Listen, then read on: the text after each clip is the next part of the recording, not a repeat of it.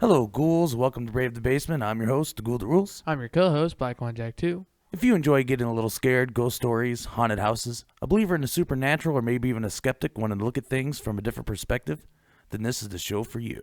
But that's enough about real ghosts and ghouls. Midtown Mythos is an actual play horror and dark urban fantasy podcast. Join Brian and Noel as they continue to build on their world where magic is average and anxiety is healthy. So be sure to check out Midtown Mythos today. So today, I got a story I'm going to share with you. But first, we're going to check the Gmail. All right. Ghoul mail from the Gmail. All right, so this comes from the guys from Midtown Mythos. They were kind enough to share this experience with us. This is titled The Ghost in the Adult Store. So before I get into this, you do not need to cover your ears. There is nothing X-rated about this story at all. It just happens to take place in an X-rated store. So I don't believe in ghosts, but I find the idea of ghosts and haunting interesting. And I love watching those terrible ghost shows when I get a chance to. But one night, while working alone, something happened that I simply cannot explain. I hadn't been sleeping well. I was tired and frustrated at having to work alone yet again, doing the work of two people with no extra compensation. It was early in the morning, 1 or 3:30. We had set up times for doing walks where we'd walk through the different apartments, which is why I have an idea of the time. I was in the very back of the DVD department, which was divided into 2 rooms, a double door connecting them. The doors themselves had long been removed, so it was just a relic of when the building served some other purpose. I know it was once a thrift store or something similar, but it had been the adult store for some 15 plus years when I started. The second DVD room is about 35 feet long, and I'm as far from the doors as I could be. I was completely alone in the store. I had my head down, straightening cases on a lower shelf. As I lifted my head, I saw movement out of the corner of my eye. I saw what could be only described as a shadow lean from behind the wall, as if to see what was in that room, or to look at me. I looked back down at what I was doing. Brian not yet finished processing what I'd seen. I did a double take once I realized what happened, but the shadow was gone. I doubted what it could have been. There must be someone in the store. I was sure of it. I couldn't hear the door chime in the back of the room. They must have just come in. I rushed to the front of the store in case I needed to card them and to ensure that they didn't wander anywhere that they shouldn't. But there was no one in the store. I checked everywhere they could have been, but I was alone. I checked the parking lot, but I would have been within earshot of the door chime if they had left already. I kept my back to the walls as best as I could for the rest of the night, in disbelief, but still admittedly shaken. I mentioned it to the store manager in the morning, in tone that suggested I thought it was funny, so as to still be taken seriously by my coworkers. Her eyes bugged out, and she mentioned how things are sometimes not where she leaves them. As we were having this conversation, along with the assistant manager who shared an office with her, both of their eyes widened. I asked them what they were looking at, and they pointed behind me. I turned around to see a short filing cabinet with the lower drawer open. Apparently, it just started opening of its own accord while we were talking. That's creepy. Yeah, so imagine being alone in a store. I mean, completely by yourself. And thinking you're seeing people that aren't in the store. Or a shadow figure moving. And then when your coworkers come in for the day shift, you're telling them what happened. And they start telling you that, yeah, some things get misplaced or I leave something here and it's moved. And then filing cabinets just start opening up at that moment. I mean, when you think about it, do you think it could have been like a ghost? I most definitely think it was. Because, yeah, it wasn't no demon. I mean, no one's being haunted really badly. I mean, it's just misplacing items. So it could be a ghost that was left behind there. So we would like to thank the guys from Midtown Mythos for sharing this story with us. We really appreciate it. And if you'd like to read this story, it is posted on our website, bravethebasement.weebly.com. So now I want to share with you an experience that I had. And then after I read this to you, I'll explain what today's topic is all about. Because I've been telling Blackjack all day long that today's topic is a secret. So I have like no clue. He has zero clue what this is about. No idea whatsoever. So this experience, I posted this on Reddit as well. I titled it, My Great Uncle's Basement. My parents often took me to my great uncle's house. I loved to go because he had an awesome pool table in the basement. The table had a hanging light above it and an automatic ball return. I would spend hours down there playing pool. On the other side of the basement, he had this old truck. The way the house was built, there was a garage door in the basement that led to the outside. Yes, I know that sounds weird, but it is true. The front yard was a lot higher than the backyard. That's how he was able to store this truck inside the basement. When I was little, the truck always scared me. I really never could say why the truck scared me. I just knew it did. I would play pool and every once in a while walk over and peek at the truck from around the corner. I was always too afraid to look inside. When I got older, I was still hesitant to go to the truck. When I would see it, all my childhood fears would come back to me. One day while visiting, I went down to play pool like normal. I shot around for a while and seen the truck from the corner of my eye. I told myself I would finally look inside. And why not? It's just an old truck, and I'm no longer a little kid. It's time to put this silly fear aside and just go look inside the truck. I slowly walked up to the truck.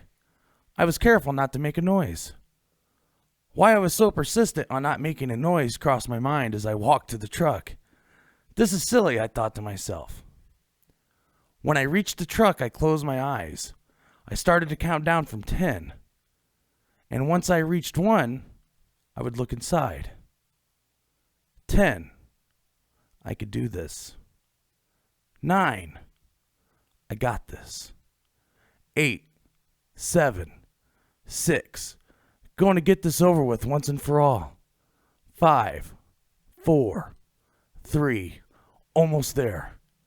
2. 1. Eyes open. As I looked from the front of the truck, looking over the hood, and through the front window, I could see the inside.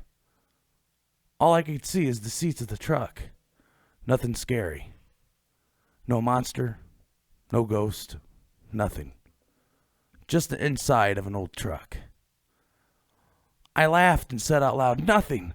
I was scared all this time of nothing. I couldn't get over how silly and funny this whole thing was.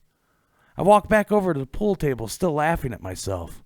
I tried to start playing again, but I just couldn't shake how silly I felt. There was no reason to be afraid of an old truck, I thought. Heck, I can go up to it now. I walked back up to the truck in an almost self-mocking manner. When I made it to the same spot I stood at moments before, I looked inside again.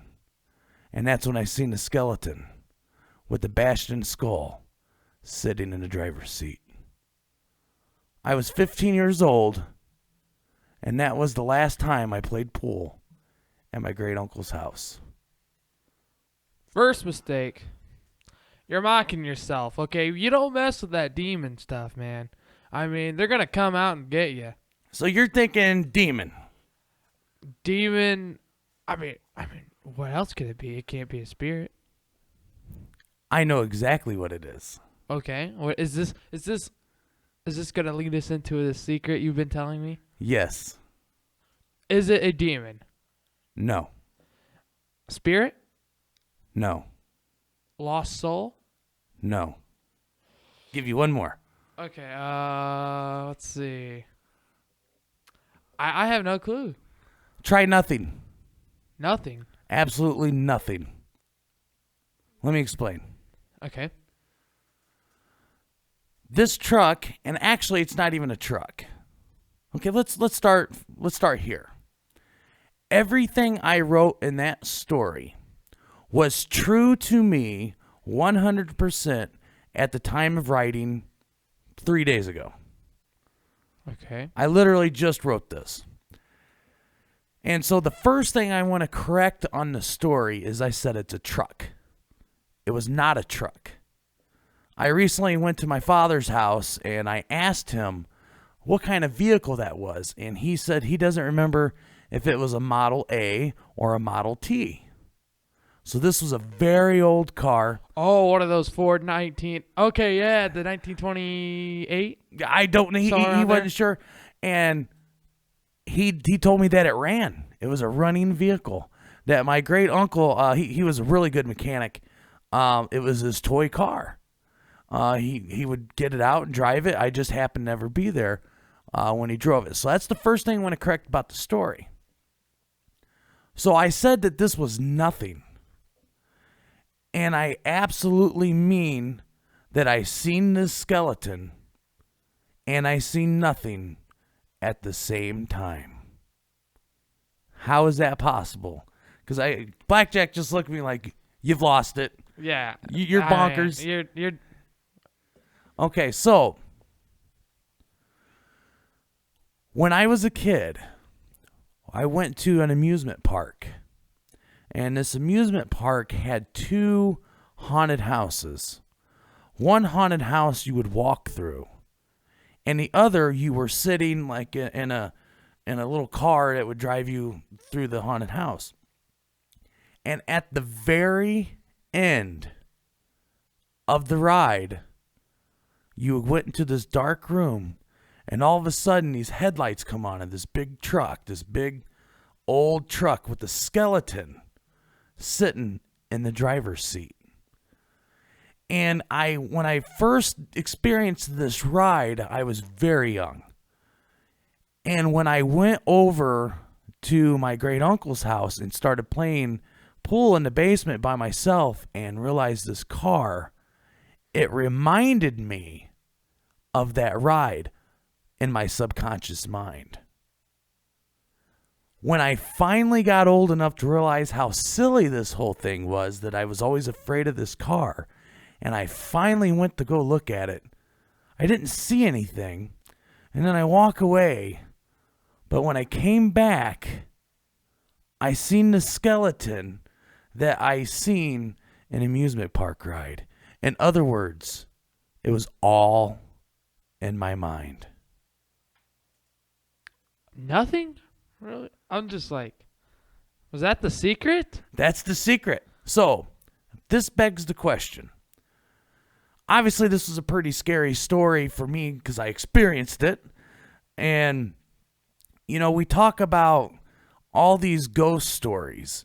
And, you know, we're on, the 17th episode where we went over, I don't know how many ghost stories and rituals and demons and all these things. And not that I'm not a believer, because obviously I am, because I've experienced it and I've went on ghost hunts and all that. But sometimes, just sometimes, you got to ask yourself, was it just my mind, or did this really happen?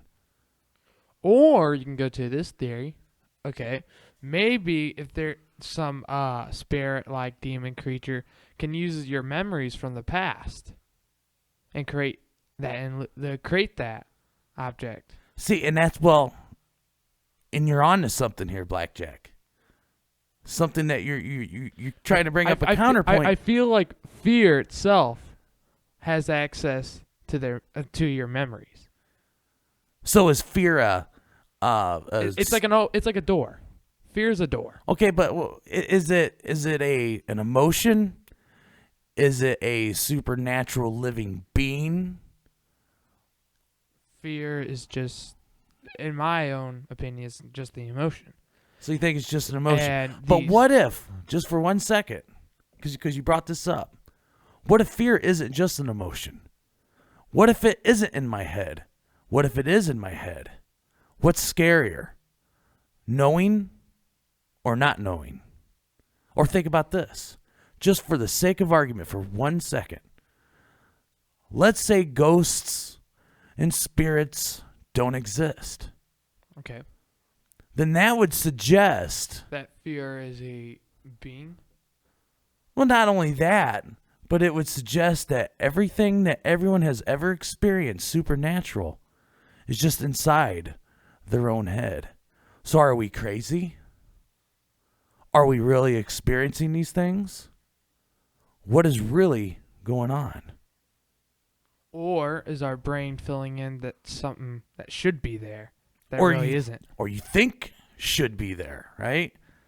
So, back to this story, when I went on that ride and I seen that skeleton in the car, which was obviously just a prop for the ride, and I see this car in my great uncle's basement, my mind told me that skeleton should be in there. But here's what's wild. I carried that from childhood up until I was about 15 years old. And my mind, even at 15, still placed that skeleton inside that car. So again, my question to you, Blackjack, is when something like this happens, did it just happen inside my mind? Did something paranormal happen? Is it scarier to know what happened? Or is it scarier not to know what happened? So I do believe there's paranormal, just from my own belief, and I think not knowing what's going to happen is more scarier than knowing what's going to happen. Yeah, and I happen to agree with you on that. I remember when I was in English class back in high school, and I wish I could put it as awesome as Stephen King did. He wrote a letter to all the kids. It was in a textbook. So he didn't write our class in particular, but anyone who was going to be taking that curriculum through that textbook, he had a letter in there. And it was talking about creative writing. And and one of the things that he said in there, he said, if you have a monster that's on the other side of the door, what is scarier for your audience? To describe the monster before you open the door? Or to let their imagination go crazy with what they think is behind the door? And I always loved that. I always thought that was just fantastic. What if the skeleton was really there? I mean, at the amusement park, maybe your mind was trying to cope with it. And that is a very, very good question. Because I actually think that it was because of the ride at the amusement park that linked it to it. And the way of coping with that, seeing that, was just to rationalize why I would have seen that. And that's what makes it scary, is you simply do not know. Okay, so I want to give out a quick shout out. So when I was scrolling through Netflix, I wanted to watch what I wanted.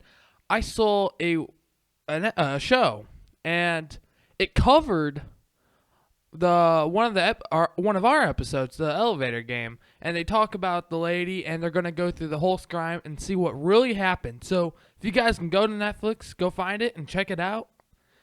There we go. Oh, they're doing a show about the Liza Lamb story. Yep. Oh, that's pretty neat. Yeah, it's all on Netflix right now. All right, so if you'd like to become a Brave the Basement Ghoul, be sure to share the show on social media. Go to bravethebasement.weebly.com and sign up for our newsletter to get all the latest news and updates when each episode has been posted. If you have a ghost story you would like to share with us, you can reach us at bravethebasement@gmail.com. Your story can make it on the show and be featured on the website. You can also submit your story on Reddit under the subreddit Brave the Basement or in the YouTube comment section. If you have an eerie ghost photo you would like to share, please email us and include a description, and your photo could be added to our photo gallery. And that brings us to the end. We hope that we brought you just a little fright. And remember, when you're up late at night and you hear something in your other room that just doesn't seem right, it's okay if you need to turn on the light to protect yourself from things that go bump in the night. I'm your host, Ghoul That Rules. I'm your co-host, Black One Jack 2. And I hope you join us again. Till next time.